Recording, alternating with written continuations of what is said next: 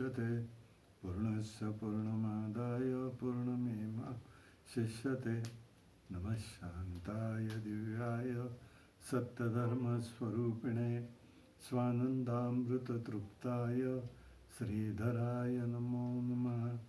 कृष्णाय वासुदेवाय हरे परमात्मने प्रणतक्लेशनाशाय गोविन्दाय नमो नमः। नमो देवै महादेवै शिवाय सततं नमः। नमः प्रकृतिभद्रायै नियता प्रणतस्मतां सर्वमङ्गलमाङ्गल्ये शिवे सर्वार्थसाधिके शरण्ये त्र्यंबके गौरी नारायणी नमस्तुते। हरि ओम। नवमीचे दिवशी नवदिवसा पारणे हो सप्तशती होम सद्भक्ती करुणी हो षड्रसान्ने भो नैवेद्यासी अर्पियली भोज आचार्य ब्राह्मणा तृप्त केले कृपे करुणी उदो बोला उदो अंबाबाई माऊलीचा हो।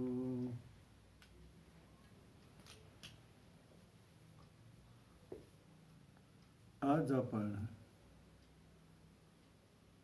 देवी सरस्वतीचं चरित्र पाहूया।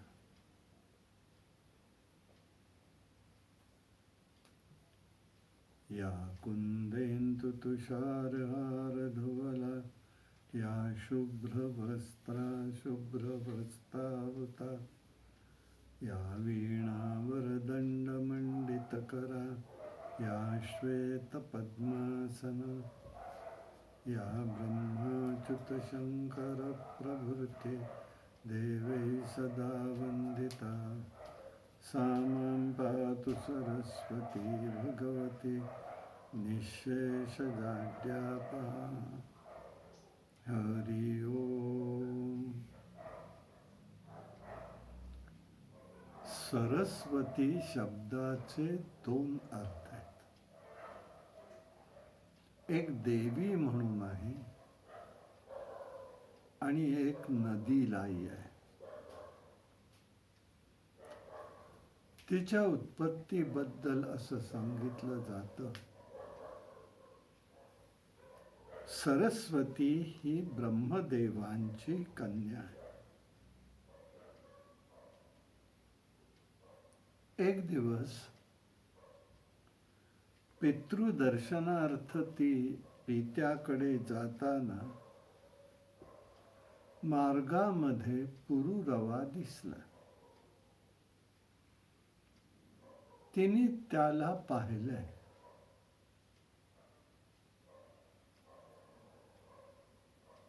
त्यानेही तिला पाहिलं। तिचं सौंदर्य अप्रतिम होतं, त्याच्यावरती तो मोहित झालेला। त्याने काय केलं तर आपली प्रिया उर्वशी हिच्याकडून सरस्वतीला बोलवलं, घरी आणलं आणि व्हायचंय ते झालं। सरस्वतीचा कौमार्य भंग झाला।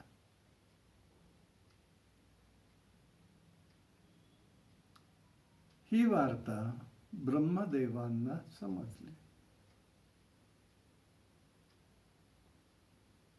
ब्रह्मदेवांनी शाप दिलेला आहे तिला,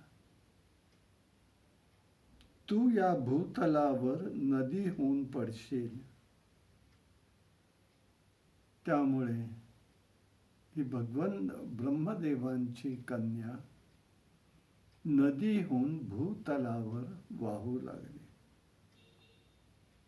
हिचं स्थान म्हणजे बद्रीच्या ठिकाणी माना म्हणून आहे। तिथून पुढे सरस्वती प्रगट झालेली दिसते आणि पुढे ती अलकनंदेला मिळते। तिथपर्यंतच दिसते ती. तिचा धोधो धोधो येणारा आवाज समजतो. पुढे ती गुप्त होते. पद्मपुराणात सृष्टिखंडात सरस्वती देवीची दुसरी एक उत्पत्ती सांगितलेली आहे.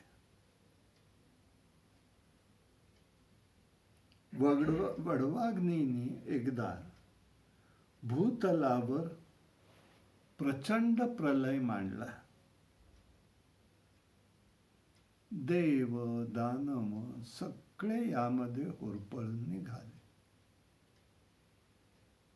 संकटातून मुक्त होण्यासाठी त्यांनी ब्रह्मदेवाला प्रार्थना केली. ब्रह्मदेवाने त्या अग्नीला एका पात्रामध्ये कोंडून ठेवलं आणि ते पात्र समुद्राकडे घेऊन जाण्यासाठी या सरस्वतीला सांगितलं. ती या गोष्टीला खरं नाराज होते. परंतु रडत रडत तिने वडिलांची पित्याची आज्ञा म्हणून ते पात्र उचललं. पण काही वेळ गेली चालत तेव्हा ते तेच असह्य झालं आणि ते पात्र नेत असतानाच ती स्वतः जलरूप झाली आणि पृथ्वीवर वाहू लागली. अशा प्रकारची एक उत्पत्ती तिथेही सांगितलेली आहे. मनुस्मृतीमध्ये सरस्वती आणि ईशद्वती या दोन नद्या देवनद्या म्हणून संबोधिलेल्या आहेत. अशा प्रकाराने त्यांच्या उत्पत्तीविषयी आपल्याला समजतं.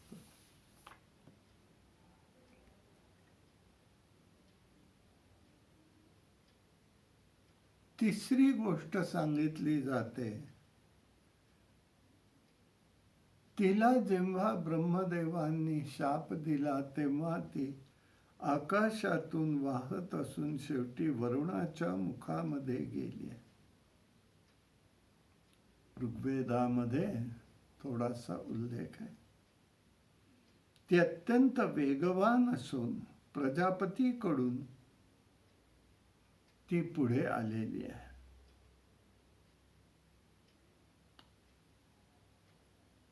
पुढे ती गुप्त रूपाने सागराला मिळते. महाभारताच्या काळापासून तिचं जल हे आटलेलं आहे. राजपुतान्यात म्हणजे राजस्थानात वाळवंटात ती अडकून पडली. प्रयाग क्षेत्रामध्ये ती गंगा यमुना संगमात गुप्त रूपाने मिळत असल्यामुळे तिथे त्याला त्रिवेणी संगम असं म्हटलं जातं. ब्रह्मदेवांनी ज्या वेळेला प्रजोत्पत्ती केली त्यावेळेला वामांगापासून उत्पन्न झालेल्या शतरूपा नावाच्या स्त्रीला सरस्वती, गायत्री, सावित्री आणि ब्राह्मणी असंही म्हटलेलं.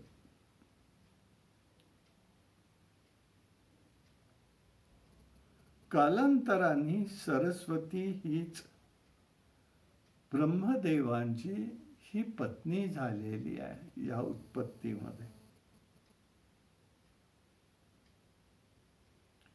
देवी भागवतात मात्र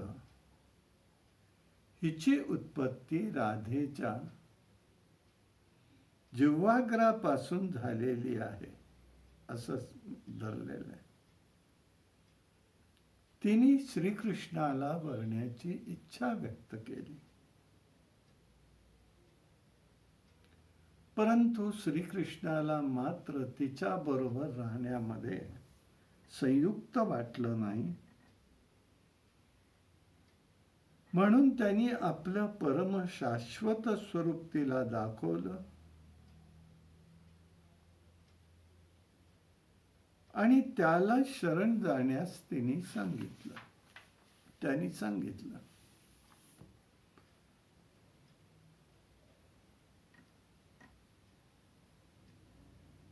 असंही एक घटना घडली की ब्रह्मदेवांनी पृथ्वीवर अकाल निवारणार्थ एक यज्ञ करायचं ठरवलं. तो यज्ञ करत असताना त्यांनी एक पद्म म्हणजे कमळ स्वर्गातून भूमीवर फेकलं. ते जिथे फेकलं ते पुष्कर तीर्थ म्हणून प्रसिद्ध पावलं. तिथे त्यांनी यज्ञ करायचं ठरवलं.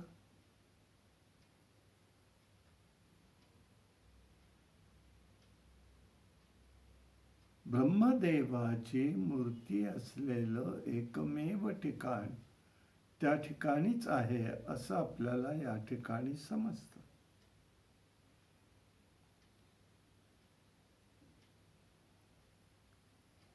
परंतु यज्ञ सुरू करण्यापूर्वी एक विवस्त्र इसम तिथे आला आणि आत्मा आत्मा असं ओरडत बसला.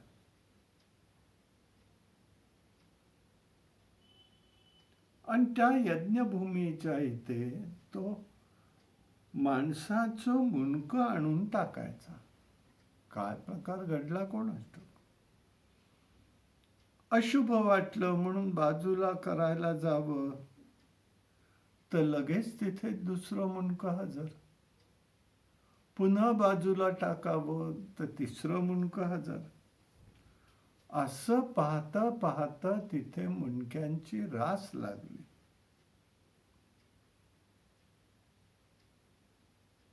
शेवटी त्या माणसाने सांगितलं, बाबांनो, इथे आधी शंकराचं मंदिर बांधा, त्याचं नाव आत्मेश्वर ठेवा,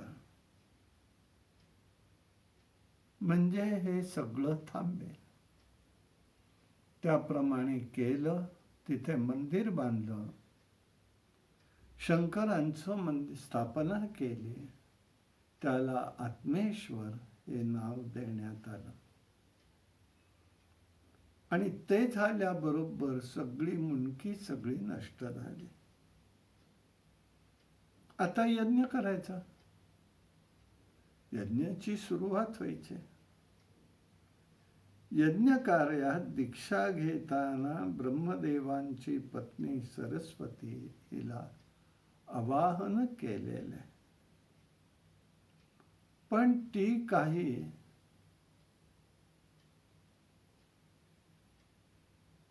लवकर यायला तयार नाही. जे सध्याच्या परिभाषेत बोलायचं तर ब्युटी पार्लर मध्ये अडकली. परंतु मुहूर्त टाळायला नको यज्ञाचा, म्हणून इंद्राने दुसरी स्त्री आणली. ती गोपस्त्री होती. तिची शुद्धी गायीच्या मुखामधून करून घेतली आणि तिला ब्रह्मदेवांच्या शेजारी बसवलं. तीच पुढे गायत्री म्हणून प्रसिद्ध पावली. यज्ञकर्म चालू झालं आणि काही वेळेने आपल्या सखींसह तिथे आली. आपल्या जागेवरती दुसरी कोणीतरी स्त्री आहे हे पाहिल्यावर ती रागवलेली आणि तिने शापही दिला.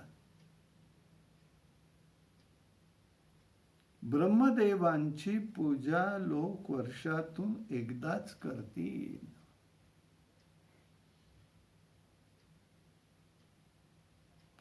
इंद्राला कुठल्या तरी परक्या देशात शृंखलाबद्ध होऊन पडावं लागेल.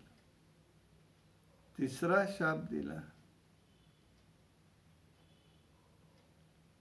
विष्णूंनी सहकार्य केलं यात म्हणून मानव योनीत गुराखी म्हणून राहावं लागेल. चौथा शाप दिला रुद्रांचा. शूरपणा लवकरच नष्ट होईल. पाचवा अग्नीला शाप दिला. अग्नी हा सर्वभक्षक असेल.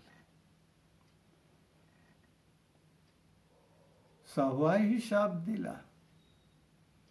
ब्राह्मण यापुढे दक्षिणाच्या अभिलाषाने कोणतीही कर्म करतील. लक्ष्मीने त्यावेळेला पुढे झाली. तिने त्यांचा राग शांत केलेला आहे.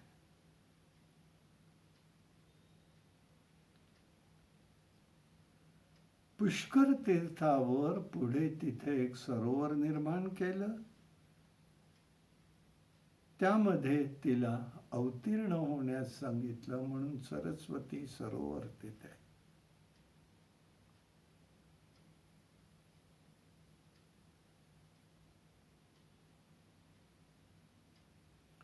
पुढे नारायणाच्या बाबतीत घडलं. सरस्वतीचं आणि तिचं गंगेबरोबर भांडण झालं. त्यावेळी ती सरस्वतीवर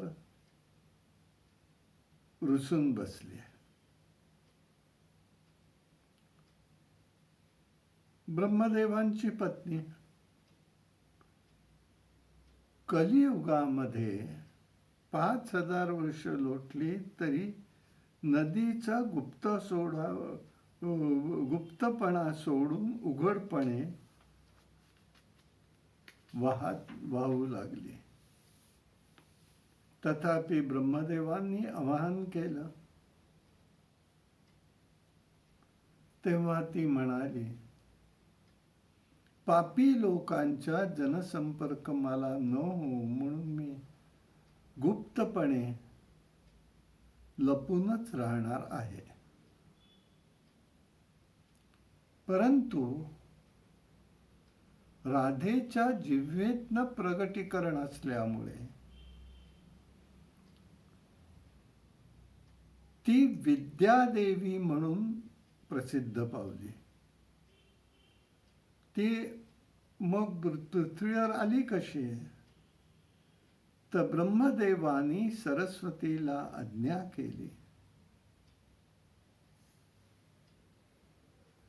तुला पृथ्वीवर योग्य तो कोणी माणूस आढळला तर तू त्याच्या जिव्हेवरती प्रवेश कर. तेव्हा ती भूतलावर आली आणि मानवाच्या शोधामध्येच लागली. तिचा शोध घेता घेता सत्ययुग संपलं, तिला तरी मानव सापडला नाही. त्रेतायुग सुरू झालं तेव्हा तमसा नदीच्या किनाऱ्यावरती जेव्हा ती शोधत होती तेव्हा त्या ठिकाणी तिने वाल्मिकींना पाहिलं. वाल्मिकींनी क्रौच पक्षाला ठार केलं होतं. त्याची प्रिया शोक करीत होती. त्यावेळेला तिने त्यांच्या जिव्हेवरती प्रवेश केला आणि पहिलं काव्य तिने प्रगट केलं ते श्रीरामायण. हा सरस्वतीचा प्रसाद आहे.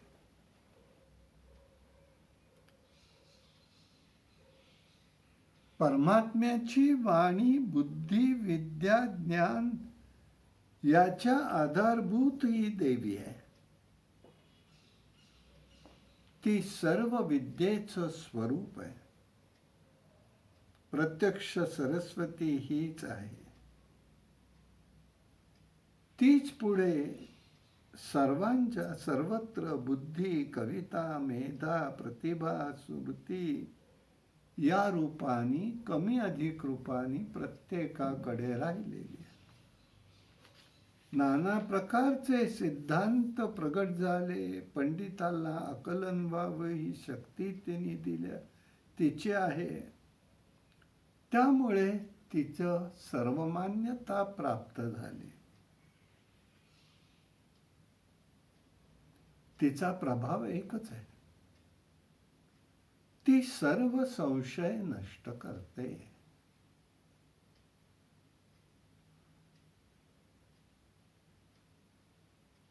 विचार करणारी, ग्रंथ निर्माण करणारी, शक्ती स्वरूपा, स्वरयुक्त, संगीत, अनुसंधानयुक्त जो असेल त्याच्या ठिकाणी ती प्रगट होते. त्याला विषय ज्ञान ती प्राप्त करून देते. प्रत्येक जीव प्राणिमात्राविषयी देणारी असून, जीवन देणारी असून, शांत असून, वीणा आणि ग्रंथ धारण करणारी आहे. शुद्ध स्वरूपिणी आहे.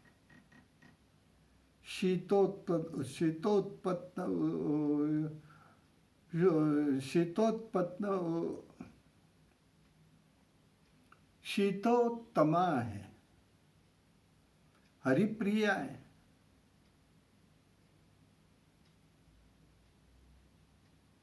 गौरवर्णीय आहे. चंदन तिला प्रिय आहे. कुंद पुष्प प्रिय आहे. कुमुद आणि कमळाप्रमाणे तिचं स्वरूप आहे.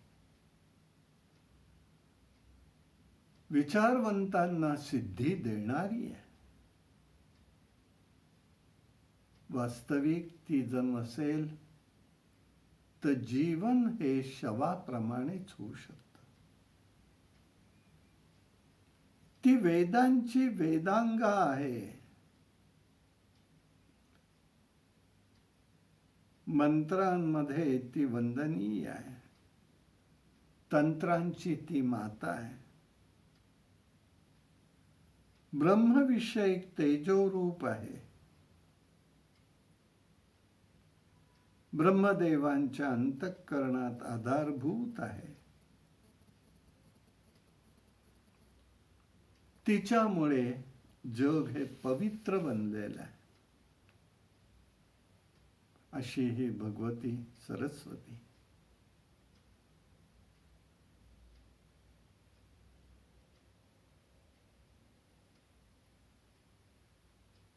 परमज्योती स्वरूप सनातन सर्व विद्येंची मुख्य देवी सरस्वती आहे. विसर्ग, अनुस्वार यांचे ठिकाणी अधिष्ठात्री देवता आहे. स्मृतिरूप, ज्ञान शक्तिरूप व बुद्धी शक्तिरूपा आहे. प्रतिभा, कल्पना ही ती प्रगट करते. ती वाणी रूप आहे. व्याकरण रूप आहे. शास्त्र रूप आहे. ती ज्ञानाची दीपक आहे. हिचं पूजन या नवरात्रामध्ये सप्तमी, अष्टमी, नवमी या दिवशी केलं जातं.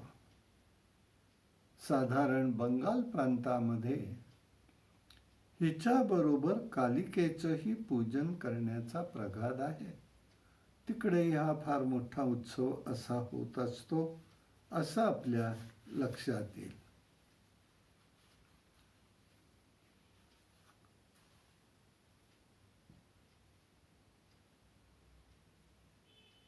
मातेचं स्वरूप अत्यंत शुद्ध प्रेमाचं असतं. गोपींचं अंतःकरण हे शुद्ध प्रेमाचं आहे.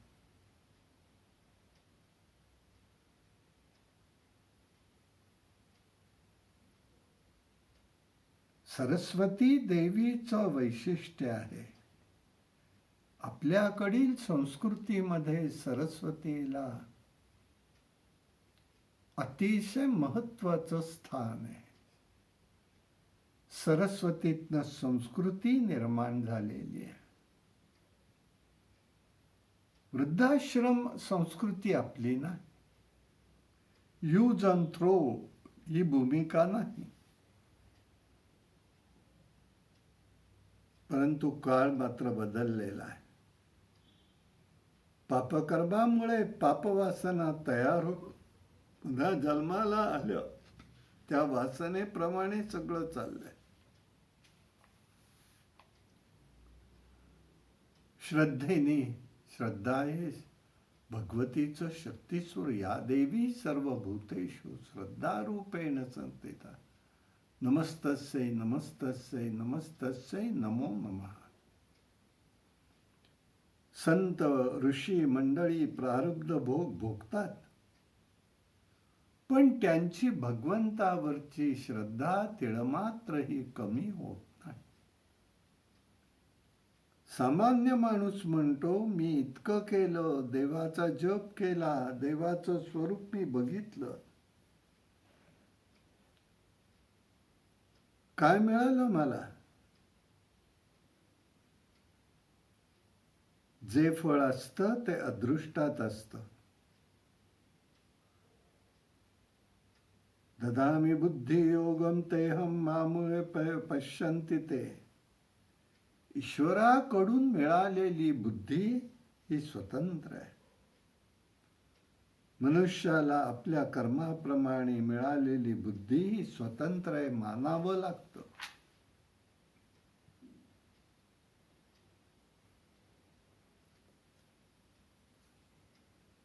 पापकर्मामुळे पापवासना तयार होतात. पुन्हा जन्माला आल्यावरही त्या वासनेप्रमाणे पापाकडेच प्रकृती वळली जाते. याचा मनुष्याने विचार केला पाहिजे. सत्संगती मिळाली, चांगल्या घरात जन्म मिळाला, बाहेरची साधनं चांगली उपलब्ध झाली, तरी त्याचा बुद्धीवरती कोणताही परिणाम होईल असं होत नाही.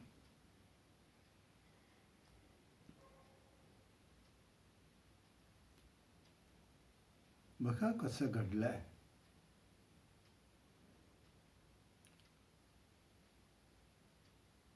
दुर्योधनाची बुद्धी ही दूषित आहे. पांडवांना वनात गेला तरी त्रास द्यायचा आहे. आणि म्हणून एकदा दुर्वास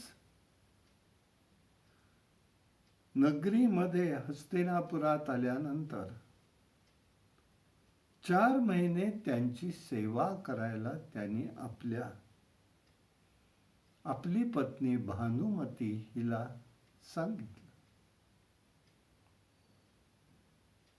सेवा केली. गांधारी हुशार होती. गांधारीने भानुमतीला बोलावून घेतलं आणि सांगितलं, बाई ग,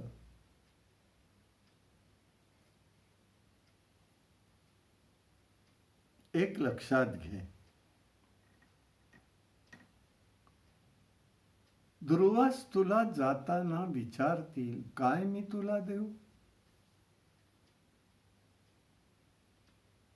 तेव्हा तू त्यांना सांग मला भानुविद्या द्या.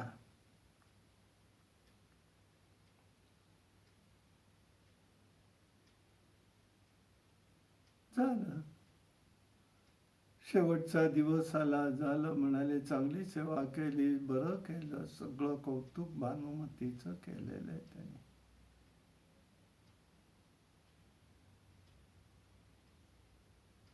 आणि शेवटी म्हणाले तुला मी आता काय देऊ. ती म्हणाली मला काही नको, मला फक्त आपल्याकडे असलेली एक जी विद्या आहे भानुविद्या. भानुविद्या ही वेगळी आहे, सूर्यविद्या आहे ती. तिचं तंत्र जर वेगळं वापरलं तर लगेच त्या ठिकाणी त्याचा विपरीत परिणाम होतो आणि त्याचं नावही बदलतं. म्हणून त्यांनी तिला म्हणाले, ठीक आहे, एक लक्षात ठेव, याचा जर तू दुरुपयोग केलास, कुठल्या मानव समाजासाठी केलास, मानवासाठी केला, तर शेवटी तुमचा घात होईल, कुळ धरलं, कुळाचा नाश होईल. ठीक आहे म्हणाली. तिला काहीच कळलं नाही. गांधारीचा धूर्तपणा आणि दुर्योधनाचा धूर्तपणा तिच्या ध्यानी आला नाही. त्यांनी तिला भानुविद्या शिकवली. दुर्वास निघून गेले. दुर्वास गेल्यावरती त्या दुर्योधनाने आणि गांधारीने त्या विद्येचा उपयोग पांडवांना मारण्यासाठी करायचा प्रयत्न केला. त्यावेळेला त्या विद्येचं नाव भानामती असं झालं. म्हणून कधीही आपण दुर्बुद्धी ते मना कदा नुपजो नारायण लक्षात ठेवायचं आहे. फार कठीण आहे. विद्याचा उपयोग कसा करावा, जर दुर्बुद्धी झाली तर समाज कसा बिघडला जातो, लोकांचं जीवनही त्यामध्ये नष्ट होतं. त्यासाठी पापकर्मामुळे निर्माण होणाऱ्या पापवासनाही तशाच तयार होत जातात. अशा प्रकाराने ते सगळं घडलेलं आहे. म्हणून त्यापासून सावध राहायचंय, हे लक्षात ठेवायचंय. हा भाग त्याच्यामध्ये महत्वाचा आहे. म्हणून व्यासांनी ईश्वर भक्तांची ईश्वराचं कार्य आणि त्याचं चरित्रही ते सांगितलेली आहे. जगाला विविधता जगामध्ये आहे, ती सगळी ईश्वराने धारण केलेली रूप आहेत. भक्ताच्या मनात प्रेम आहे, पण प्रेमाचं प्रतीक मात्र भक्तांचं वेगवेगळं असतं.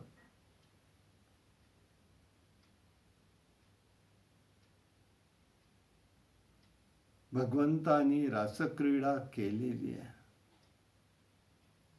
गोपींना थोडाही अहंकार झाला, कृष्ण आमच्याच बरोबर आहे.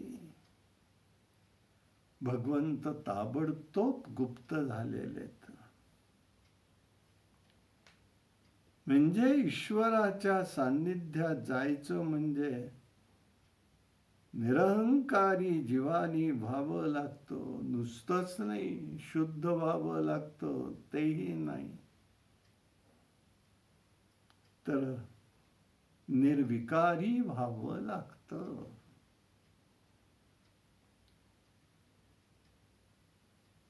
ईश्वर सान्निध्यात जायचं म्हणजे समीपता मुक्ती आहे. समीपता, स्वरूपता, सायुज्यता, सलोकता, मुक्तीचे शास्त्रकारांनी पुष्कळ भेद सांगितले. उपासक साधक त्या उपास्य दैवताच्या स्थानात जाऊन राहू शकतात. ते सामिप्य देवाच्या जवळच असतं, पण रोज दर्शन होत नाही.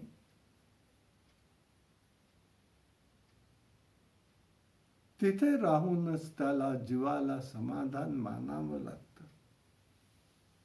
आज नाही उद्या त्या भगवंताचं दर्शन होईल ही भावना राहते. पण त्या काळामध्ये जगाधाकुटा होई जैतई जवळी क माझी माऊली ज्ञानेश्वर महाराज म्हणतात, तसं असलं पाहिजे. माऊली सांगतात, जो जीव नम्र आहे, निरंकारी आहे, तो ईश्वराजवळ जाऊ शकतो. बघा तुम्ही, जय विजयांच्या हातून अपमान झाला, उपमर्द झालेला आहे, भूमंडळी पडावं लागलं, दैत्य कुळात जावं लागलेलं आहे. म्हणून आमचे नामदेवराय सांगतात, अहंकाराचा वारा नलगो राजसा माझ्या विष्णुदासा भाविकासे. असं ते जे स्वरूप आहे ते ओळखून घ्यायचंय, लक्षात ठेवायचंय. या दृष्टीने त्याचं स्वरूप जाणायचं आहे.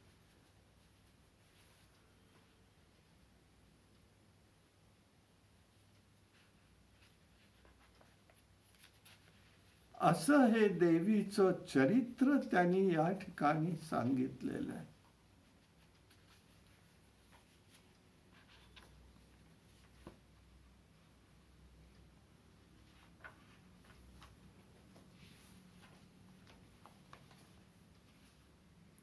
अशा प्रकाराने आपण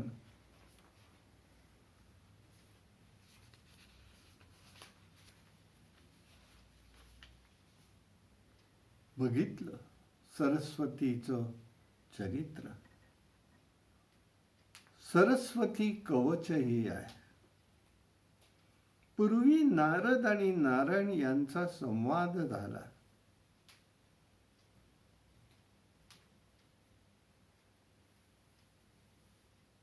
नारद म्हणाले, आपण प्रकृती देवीच्या पूजनाबद्दल सांगावं. तेव्हा नारायण म्हणाले, बाबा रे, दुर्गा, राधा, लक्ष्मी, सरस्वती आणि सावित्री ह्या 5 सृष्टीच्या विद्याधिष्ठित शक्ती देवता आहेत. प्रकृतीच्या अंशरूप देवी आहेत. त्या प्राणीमात्रांना सदैव पवित्र करतात.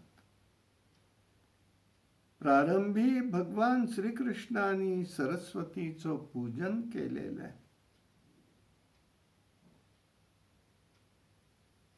तेव्हा श्रीकृष्ण तिला म्हणाले, हे साध्वी,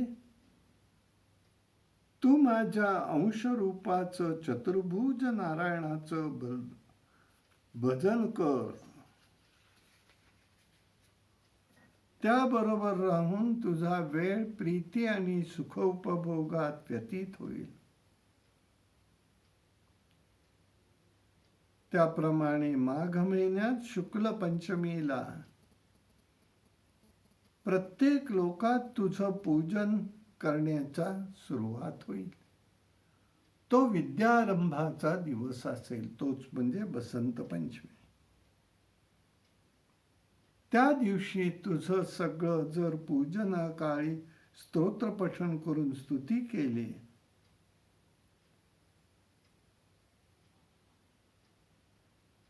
त्यावेळेला ब्रह्मा, विष्णू, शिव, अनंत, धर्म, मुनिवर, सनकादिक सर्व देवांनी, मनुष्यांनी, राजांनी, सर्वांनी तुझा पूजनाचा प्रारंभ केला.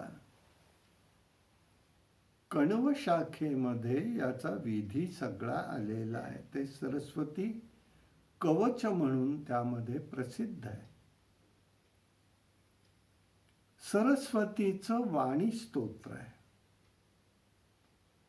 पूर्वी याज्ञवल्क्य नावाचे एक महामुनी होते. त्यांना गुरूंचा शाप झाल्यामुळे त्यांची विद्या नष्ट झाली होती. ते दुःखी झाले.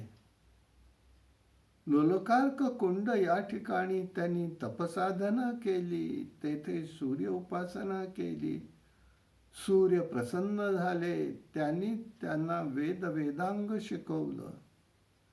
स्मृती राहावी म्हणून सरस्वती कवचही शिकवलं. ते ज्ञानी झालेले.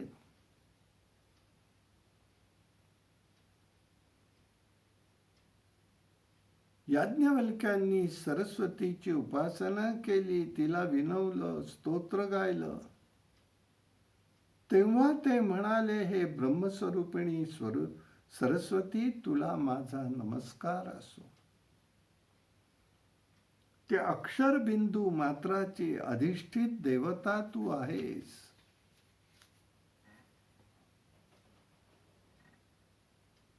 आज मी तुला वंदन करतो. तू ज्ञानस्वरूपा, स्मृतिरूपा, बुद्धिरूपा आहेस. हे माते, गुरुशापानी माझी स्मृतिभ्रंश झालेली आहे, मला झालेला आहे. मी दुःखी आहे, मी निस्तोष झालो आहे. मला ज्ञान, स्मृती, विद्या, शक्ती संपन्न कर. तसेच ग्रंथ रचना करण्याचं सामर्थ्यही बनव.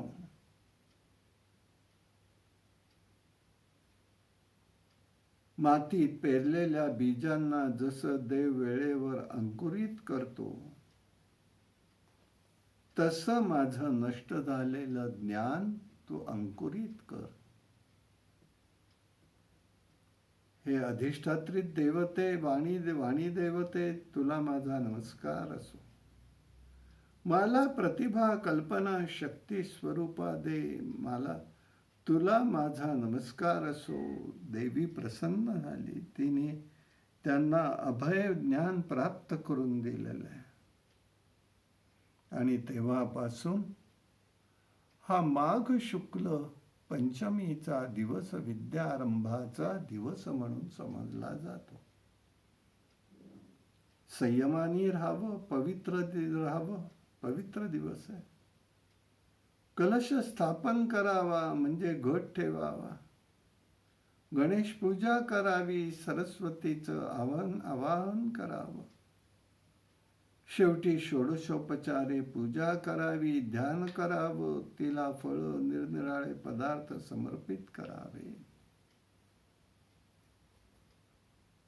श्वेतपुष्प वस्त्र देवीला समर्पण करायचंय. नंतर वेदोक्ताचं कवच आहे ते म्हणावं. तिचा एक मंत्रही आहे. ओम श्री ह्रीं सरस्वत्यै नमः. हा अष्टाक्षरी मंत्र आहे. ज्ञान, विद्या, काव्य प्राप्तीसाठी या मंत्राचा जप करावा. पूर्वी हे कवच ब्रह्मदेवांनी भृगु ऋषींना सांगितलेलं होतं. तिचं ध्यान म्हणजे ती गौरवर्णीय आहे. तिने हातामध्ये वीणा घेतला असून चतुर्भुज आहे. एका हातात माला आहे, ग्रंथ आहे, नाना अलंकार परिधान केलेले आहेत. हे कवच कल्पवृक्षाप्रमाणे आहे. तसंच सरस्वतीचं वाणी स्तोत्र आहे. अशा प्रकारचं सरस्वतीची उपासना ज्ञानी महात्मे हे अखंडपणे करत असतात. आणि तिच्यामुळे आपलं जीवन हे समृद्ध बनत असतं, असा विषय आपल्याला समजू शकतो. तेव्हा त्या सरस्वतीला, देवीला नमन करून आजचा विषय आपण संपवूया. कायेन वाचा मनसेंद्रिये वा बुद्ध्यात्मना मा प्रकृती स्वभावात् करोमि यद्यं सकलं परस्मै नारायणाय ते समर्पयामि. हरि ओम तत्सत्.